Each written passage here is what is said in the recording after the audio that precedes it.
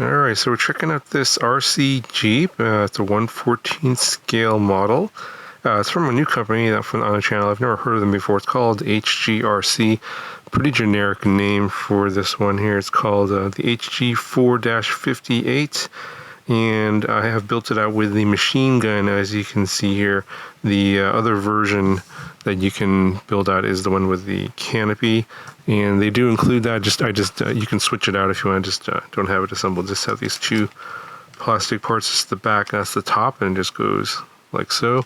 But obviously you can't have both because the machine gun gets in the way. So get the model and get the manual. We'll talk about that here in a second. Here is the remote, pretty standard looking, takes 4 AAA batteries, and has a bunch of dip switches here, which we'll have to talk about in the manual, along with these buttons. That activates a lot of the functions, lighting, sounds. There's a winch on here, etc.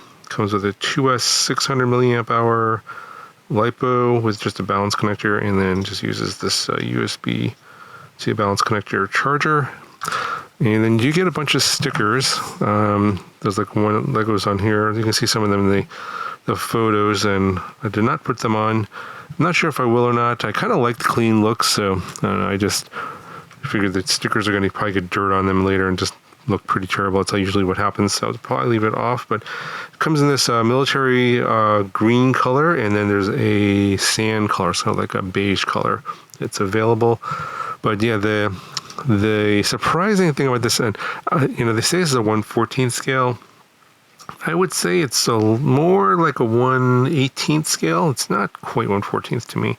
It's about 9.5 inches long and about 4.5 inches wide. So it's fairly on the smaller side. You can see I put my hand in front of here. I can almost cover the whole car with just my hand.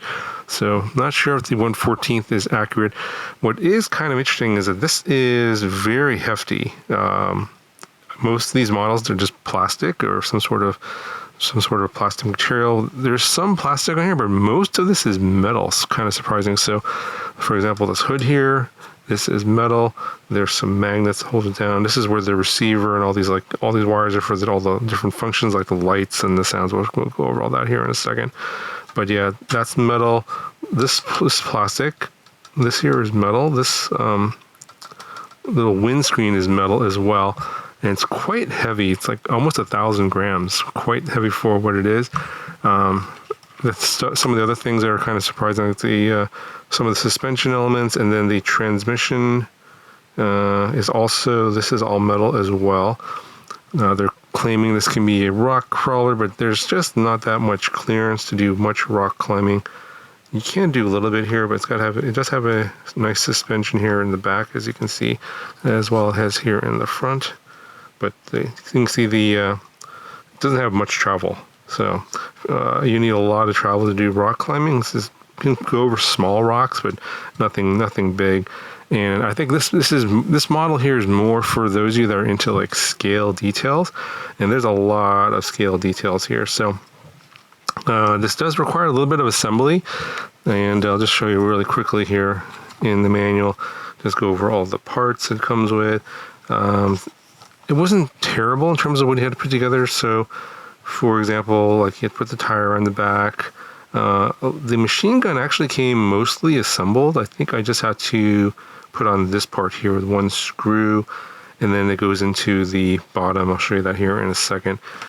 And you can also see here that just come with an axe and a shovel, and these are actually metal as well, surprisingly. And actually this part of the chassis I think is metal too. This little plastic piece needs to be installed to hold this in place, but these other clasps and stuff, these are all pre-installed. These are the bars that go over for the canopy to hold it up. Obviously it's in the storage position here. I had to put the little mount for the gas can, and the gas can just goes in here and you can pop this out. So yeah, I did have to put this little mount here with these 2 screws. So a little, minimal amount of assembly. And then yeah, these parts are plastic. Spare tire back here, 1 screw to put that in, and this looks like it's the same material as the main tire. As you can see here, the gun just kind of freely goes around as I move the model around, but this is metal here. All this is metal. kind of surprising. Even this shaft here is metal, and it's designed obviously to swivel, but the detail on here is quite impressive for something of this price point. You can see here, let's see if I get the light to reflect on here. Lots of nice detail here. There's also that dash as well. This will light up when I power it, and I'll show you that here in a second. The battery goes in this little compartment here with this balance lead, but it's hard to get the battery all the way in. I'll show you that here a little bit later. You get a actual functioning wind shear in the front, which you can use with the remote control. I'll show you that here in a second as well.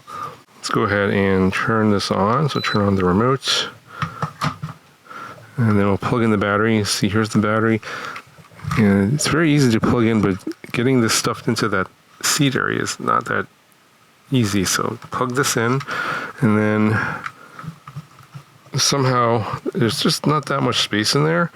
Gonna have to get all of this stuffed in here. Yeah, so that's about as good as I can get this. I'm probably not doing it right, but yeah, this is what it looks like with the battery in there, and I've got the cover down as much as possible. So there was nothing in the instructions that showed what to do about that. So unfortunately, that's the best I can do. Oh, also this little windscreen does come down. This is a Willys Jeep, so obviously that's normal. And then the steering wheel actually rotates, but it doesn't rotate with the wheels. So this will rotate, but that doesn't actually do anything. And then the dash will light up here when I power it on. So let's go ahead and do that. Go ahead and pop this up. There is a small button right here. Yeah, it's right there. You're not gonna be able to see it, but you hold it down for 2 seconds, and then it turns on, and you got the lights there. Go ahead and close it down. Got some lights there, and they got some brake lights here in the back. Let's go ahead and operate this a little bit. So you do some reversing here. You get the reverse lights, and then you get your turn signals. And then you can see there is the dash. Dash is nicely lit up there, pretty cool. Get your turn signals in the front as well. All right, so I do want to talk about these dip switches because I did turn off the sounds, which are pretty annoying. I think kids might like them, but I think adults might not. And these are the different functions for those dip switches here. So one is throttle. You can invert the throttle, invert the steering, the lighting function, which I actually left on. And then there's the sound function, which I turned off, which is on dip switch 4.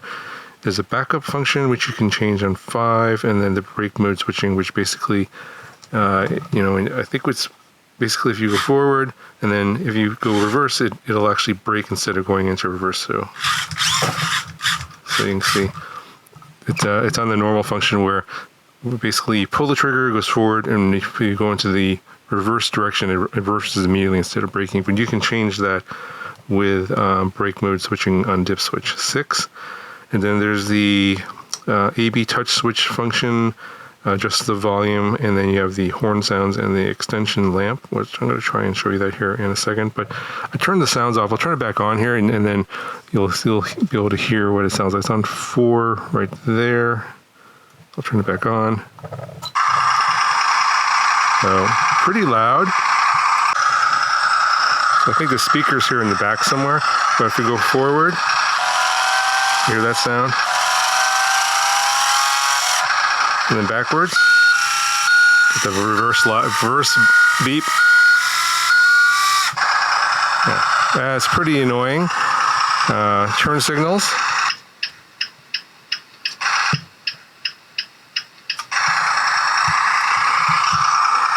And I think you can adjust the sound level. It's going to be on switch 7. So you use a switch buttons A and B to change the sound level there. That's the loudest. Yeah, that's the quietest. Still really annoying. So I'm just going to turn the sounds off. There we go. Yeah, even at the quiet setting, it's really, really annoying. So let's turn dip switch 7 back to where it was. And then this D button activates the winch, so it can go in or out. And then you just press the button to start and stop the winch. So let me see if I can show this here. There it goes. All right, so let's imagine I have the hook here on something solid and I want to pull the Jeep on something. This will actually pull the weight of the Jeep. So go ahead and press the D button here. It's dragging the Jeep. There we go. It goes out and back in. So pretty functional winch there. I'm not sure how strong that little plastic hook's going to hold in terms of dragging the weight. This is actually pretty heavy, so not sure exactly how functional it's going to be, but it's there if you want to use it. All right, so the transmission underneath here has a switch from high gear to low gear. It's right there, so it's in high gear right now. So let's go ahead. I'll just show you how this looks in high gear. That's the fastest speed, and then reverse. And we can then put it into the low gear. I guess low gear is good for climbing if you're going up some hills, so we'll switch this all the way over. So you can see I put it into the low gear, which switches over down that way, and go full throttle here.